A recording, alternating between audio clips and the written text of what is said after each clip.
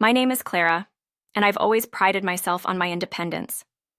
As a software engineer, I've built a stable career and balanced it with raising my 8-year-old daughter, Lily. Life had its challenges, but we managed well. I never expected the biggest challenge would come from within my own family. After my husband, Mark, passed away in a car accident 3 years ago, it was just Lily and me, navigating our way through grief and rebuilding our lives. Mark's mother, Diane, stepped in shortly after his death, claiming she wanted to help us.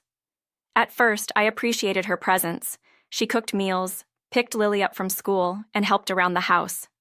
But as the months turned into years, Diane's presence became less about support and more about control.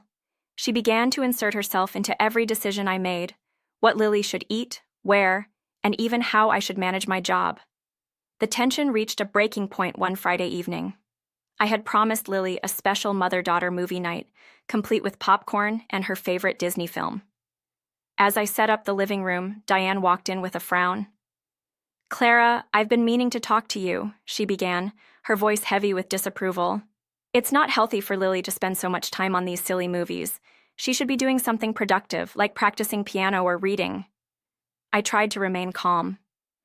"Diane, it's been a long week for both of us. This is our way of unwinding and spending quality time together." But Diane wasn't satisfied. She turned to Lily, who was clutching her favorite blanket. "Don't you want to be a smart girl, Lily? Watching movies all the time won't help you achieve anything."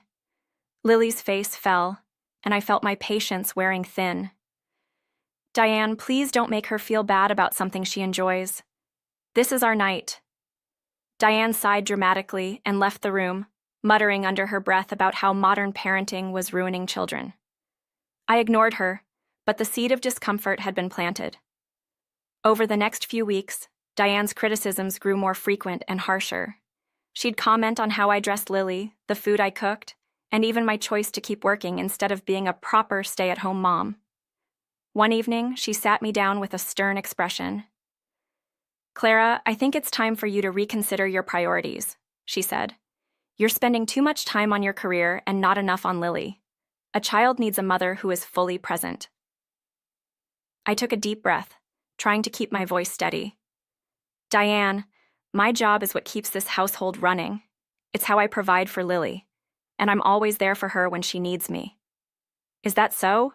she replied, raising an eyebrow.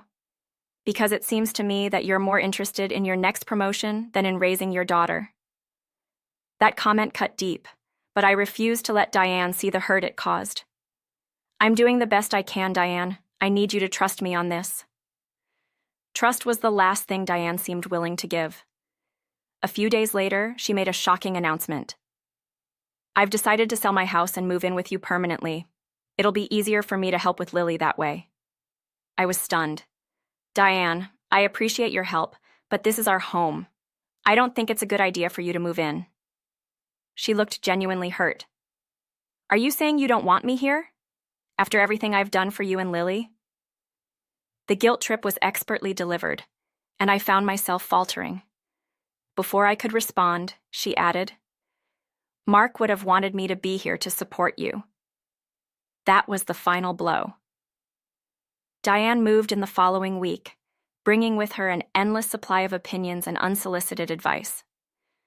The peaceful home Lily and I had worked so hard to create was quickly unraveling. One Saturday, I planned a trip to the zoo for Lily and me. She'd been excited about it all week. As we were getting ready, Diane announced, "I've invited my friend Margaret over for tea. Lily should stay and meet her. It's important for her to learn how to interact with adults." I clenched my fists. "Diane, we've been planning this trip for days. Lily deserves to enjoy her weekend." Diane's face darkened. "You're spoiling her, Clara. She'll grow up thinking life is all about entertainment." Lily looked at me with pleading eyes. "Mom, can we still go?" I placed a reassuring hand on her shoulder. "Of course, sweetie. We're going." Diane was furious, but I didn't care. That day at the zoo, I realized how important it was to stand my ground for Lily's sake. The final straw came when Diane began undermining my authority with Lily.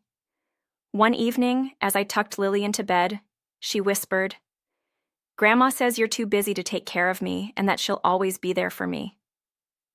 My heart sank. I knew I had to confront Diane. The next morning, I found her in the kitchen. "Diane, we need to talk," I began. She crossed her arms, clearly expecting a confrontation. "What about?" "I know you've been telling Lily things that make her question my love for her," I said. "That's unacceptable." Diane didn't deny it. "I'm only doing what's best for her. She needs stability, and you're too distracted with work to provide it." The anger I'd been suppressing finally boiled over. "I am Lily's mother, and I make the decisions for her. Your interference is causing more harm than good. If you can't respect that, maybe it's time for you to find somewhere else to live." For the first time, Diane seemed taken aback. "You'd throw me out after everything I've done?" "I'm asking you to respect our boundaries," I said firmly. "If you can't do that, then yes, you'll need to leave." The tension was palpable, but I felt a newfound strength.